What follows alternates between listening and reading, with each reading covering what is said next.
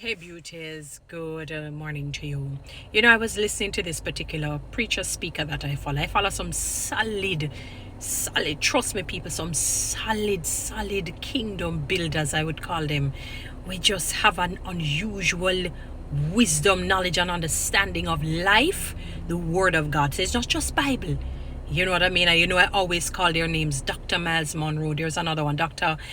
Keenan Bridges, Dr. Ken Jacob. You have Dr. Elias Lovey. I don't want anybody to come and tell me they're false. Whether they're false or not, the Bible says once Christ is preached, you listen.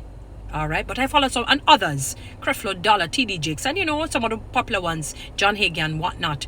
But I was listening to Dr. Lovey on something, and he was saying that he remember one day somebody had done something to him, and he was so angry. The anger was so, you know, when you get so angry and you can't get to unleash your anger, like tears will come up. He was so mad. He was shortly before he was going to preach. He said he cried. You know, he was so angry, and he said God just whispered in his heart, or really spoke to him and said, my son, don't worry yourself. Dry your tears, get yourself together and go and preach what I'm telling you to go and preach. He said God never condemned him because he knew his sin. That's how his anger was so potent and ripe.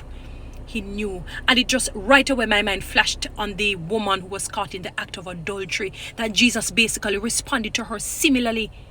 Yet Christians are known to attack each other. A Christian would come and say, and I thought you were a Christian.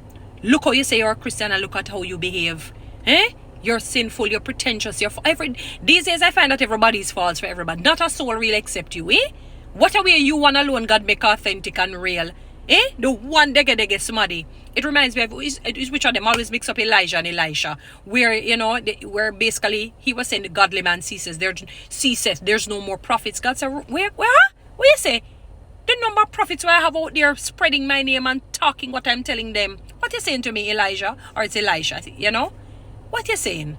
Crazy, nonsense, that's madness. Many other prophets are out there.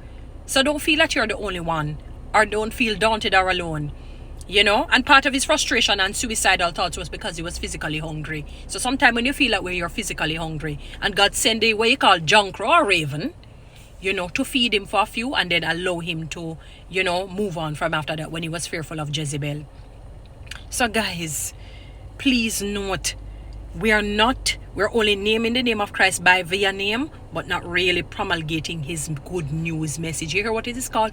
Good news, not bad news. When he was preaching, sort of what I would call it fire and brimstone, was against the Pharisees and Sadducees, not his chosen. Guys, follow me on TikTok, subscribe to my YouTube channel, share this message.